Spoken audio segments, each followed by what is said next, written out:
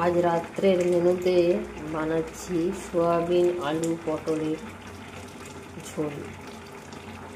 Soybean গরম জলে ভিজিয়ে দিয়েছিলাম, পটল আলু আলাদা আলাদা করে ভেজে নিলাম। পাঁচফোড়ন দিলাম সরষের তেলে, তেজপাতা,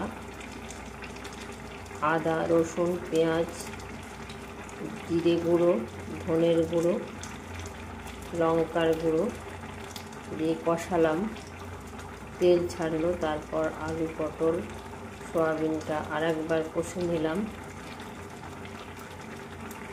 কাশ্মীরি লঙ্কা দিলাম শেষে।